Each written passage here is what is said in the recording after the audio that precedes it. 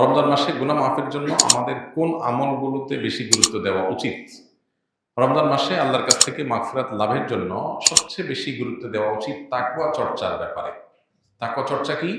তাকওয়া চর্চা হলো রমজান মাসে সকল প্রকার গুনাহ থেকে বেঁচে থাকার সংগ্রাম করা, আল্লাহ ভীতির চেতনা থেকে।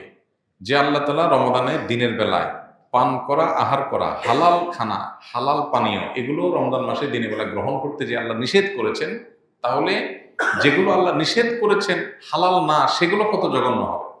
অতএব রমজান মাসে আমি সকল প্রকার গুনাহ থেকে, সকল প্রকার হারাম থেকে বেঁচে থাকার চেষ্টা করব। এটা হলো আমাদের কর্তব্যের অংশ। এটা যদি আমরা করি তাহলে ইনশাআল্লাহ গুনাহ মাফের সম্ভাবনা অনেক বেড়ে যাবে তাকওয়া চর্চার মাধ্যমে।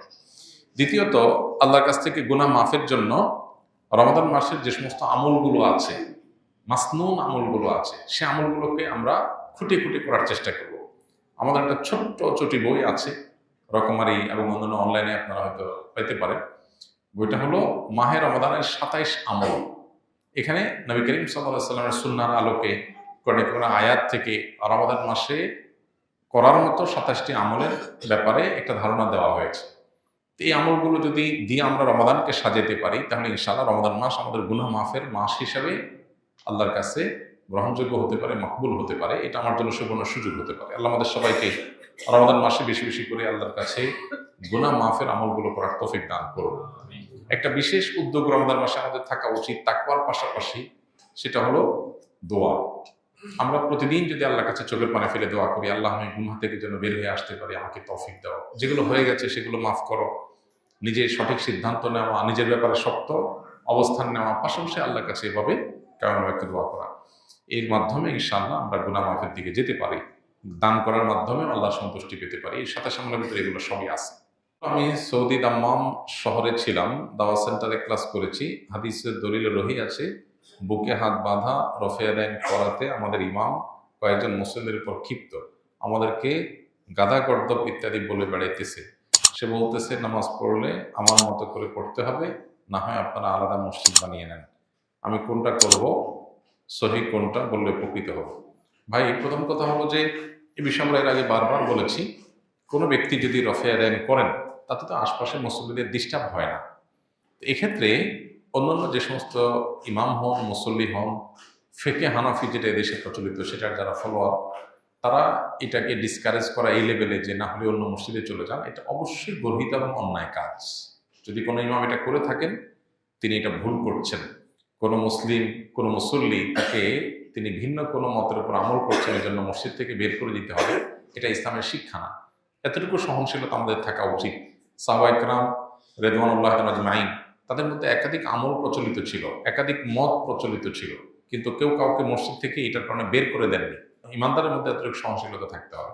সেই সাথে আপনার উদ্দেশ্যে আমার নাসিহা থাকবে, আমাদের অনেক ভাই ব্রাদার আছেন যারা ভিন্ন কোনো মত এর অনুসরণ করে তিনি বিপরীত মতকে ডিসকারেজ করার পেছনে লেগে যান, ফতোয়া দেওয়া শুরু করে দেন, এটা সঠিক নাই, এটা আয়াতে নাই, এটা হাদিসে নাই। এই জিনিসগুলো আপনার কাজ না, এগুলো আলেমদের কাজ। যেগুলো আলেমদের কাজ, গবেষকদের কাজ, একাডেমিশিয়ানদের কাজ, সেগুলো তাদের কাজ তাদেরকে করতে দেন। এখন আপনি সাধারণ মানুষ হয়ে নিজে আমল করছেন, যদি আপনি আলেমের ভুল ধরা শুরু করে দেন, ভুল ধরা বলতে কোরআন হাদিসের, আপনি যেমন এখানে বললেন যে সহিহ হাদিসে আছে, কোনটা না আছে, আপনি ডিবেট বিতর্কে যায়েন না। এগুলো গেলে নিজের ইমান আমল নষ্ট হয়। এগুলো বেশিরভাগ একটা পর্যায়ে গিয়ে ইগোতে পরিণত হয়। ইগো, আমি একটা মাযহাবের, উনি আরেকটা মাযহাবের, আমি একটা মাসলাকের, উনি আরেকটা মাসলাকের, আমারটা আমার প্রমাণ করতে হবে। ব্যক্তিগত জেদ, রেষারেষি এবং জেতাহারার মতো একটা মানসিকতা অনেক সময় চলে আসে, যেটা আমাদেরকে ইখলাসের গণ্ডি থেকে বের করে দেয়।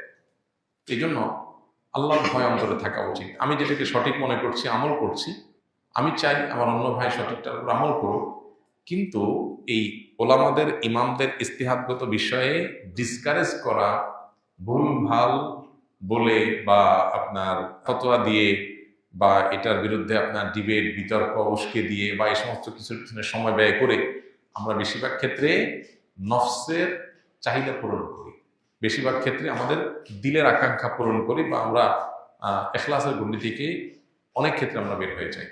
এই জায়গাতে উভয়ের সবারই সতর্ক থাকা কাম্য। আমি তো মনে করছি আমি সঠিকটা করছি, কিয়ামতের ময়দানে জান্নাতে আমার যাওয়াটা হলো লক্ষ্য, সেখানে আমি পারবো কিনা, সেটা হলো গুরুত্বপূর্ণ প্রশ্ন। আমি করছি, আল্লাহর কাছে যদি গ্রহণযোগ্য না হয়, আল্লাহ যদি বলেন আমি গ্রহণ করলাম না, আল্লাহ গ্রহণ না করার জন্য করার কারণ দরকার নেই। আল্লাহ চাইলে গ্রহণ করবেন, চাইলে না করবেন। আপনি একটা মাটির কিছু তৈরি করেছেন, করে আপনি ভেঙে ফেলছেন, পৃথিবীর কোনো আইন আদালত আপনাকে কিছু বলতে পারবেন না। আপনি তৈরি করেছেন মাটি দিয়ে, আপনি ভেঙে ফেলছেন, আপনি কারোর ক্ষতি করেন না। আমরা আল্লাহর সৃষ্টি, আল্লাহ সৃষ্টিকর্তা। আল্লাহ আমাদেরটা গ্রহণ করবেন, করবেন না, জান্নাতে দিবেন, জাহান্নামে দিবেন, পৃথিবীতে সৃষ্টি জগতে কেউ তাকে জিজ্ঞেস করার নাই। লা ইউসআল আম্মা ইয়াফআল ওয়া হুম ইউসআলুন। তিনি যা করেন তার জন্য কোনো জবাবদিহিতা কারোর কাছে নেই। তাহলে আমার তো দিল থাকবে ভয় যে আমি কিয়ামতের ময়দানে আমার অবস্থা কি হবে। এখন আমি যদি সব বাতিলের খাতায় দিই, ফতোয়া দিতে থাকি, আর নিজের মনে করি আমি একেবারে জান্নাতি হয়ে গেলাম, এটা উচিত না। আবার অপর দিক থেকে যেটা বললাম, গ্লোবালাইজেশনের এই যুগে সারা পৃথিবীতে মানুষ ছড়িয়ে ছিটিয়ে আছে। একটা সমাজে একটা মাসআলাকের উপর আমল হবে, ভিন্ন কিছু থাকবে না। এটা এই বাস্তবতায় অন্তত যেখানে যোগাযোগ ব্যবস্থা উন্নত হয়েছে, এক এলাকা মানুষ আরেক এলাকা যায়, আরেক এলাকা থেকে আরেকটা মাসলাক, মানহাজ, মাযহাব এগুলোর সাথে পরিচিত হয়, এগুলো থেকে এক একজন এক একটা মত পথে যাওয়ার মতো রাস্তা তৈরি হয়।